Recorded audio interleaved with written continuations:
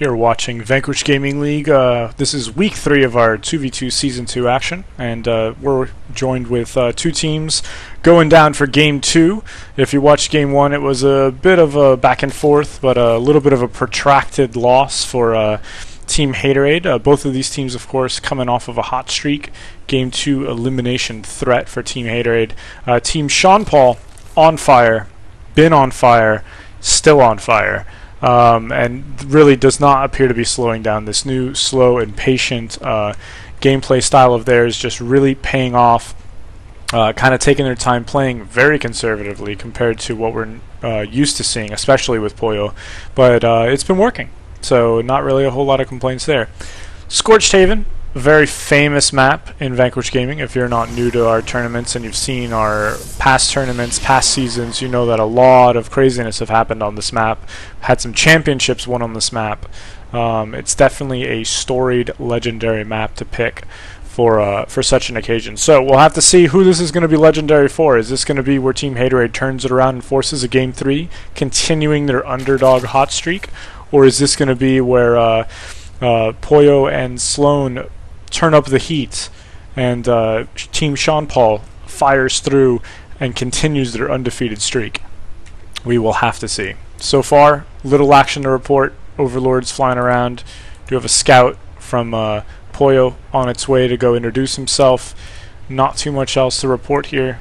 Do see a scout also coming out for Ari. They do their designated scouting. Oh no, it actually looks like he will be doing another fast expand. So little similar build to what we saw last time, which isn't a bad thing considering that early game they definitely had a bit of an advantage, definitely with some early successful attacks. We'll have to see if they have learned their lesson from that or if they'll continue to you know, kind of sit back a little bit. Do see a spawning pool going down as well. Meanwhile for Diener, we see him going with a standard gateway and gas coming up as well. So pretty standard builds across the board. But you see Poyo opting to go with the spawning pool first again in this game. Definitely an interesting choice considering that he really has not been early attacked by Ari, and with this early base coming down, doesn't look likely that he would be. But still wanting to play it safe, goes with the early pool and gas. Looks like a little bit of joking around here as Poyo goes for the spine crawler attack here. We'll have to see if this actually works. This spawning pool about to pop, but it's going to be very close. Did not send any drones. Not even sure if he sees it, really.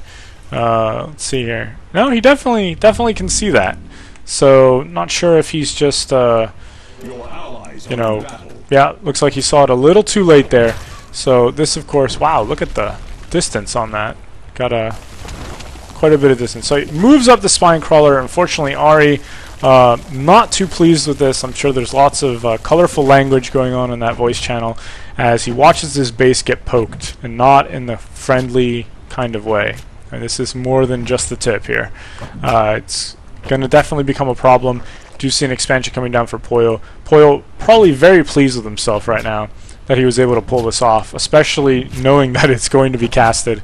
So Ari, of course, just trying to use the small section of real estate that he's been permitted to use.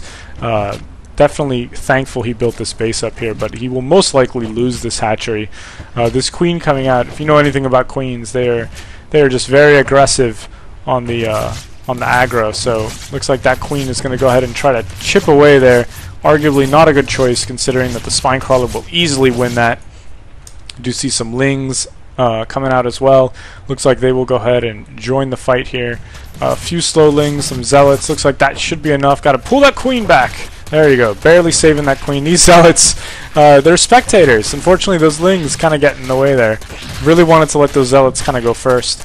Meanwhile, Poyo taking advantage of all the mayhem he has caused, rolling in now with some lings. Unfortunately, he will find 2 cannons that are going to make this very difficult to do.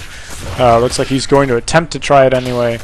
And, yep, second cannon starts opening fire. So he lost his spine crawler. However, did allow him to kind of take a hit on resources. You do see him quite a bit low on resources there.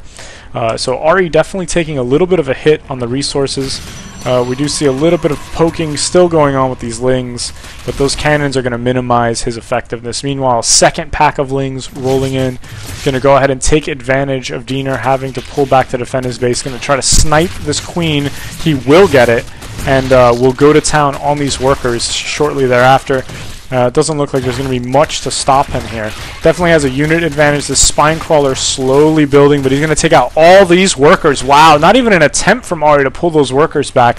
Could have tried to evacuate them up here, and it looks like, wow, there's the GG and an early defeat.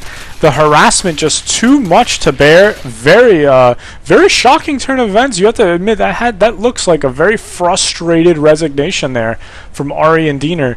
Really didn't even get started. The harassment just too strong from Pollo, kind of single-handedly just taking this game. I mean, that is some bold moves there, and definitely turning up the early harassment, taking advantage of some misplays early from Ari, just not seeing that spine crawler ended up being completely fatal to him. So devastating loss there for Team Haterade. They go down 0-2, and unfortunately taking a loss after starting to build up a little bit of a streak. Pollo and Sloan, of course, continuing the undefeated streak and definitely being one of the most favored teams in this league right now. So we'll have to see how the rest of Week 3 plays out, but very heartbreaking defeat there. And we'll have more Week 3 action coming up.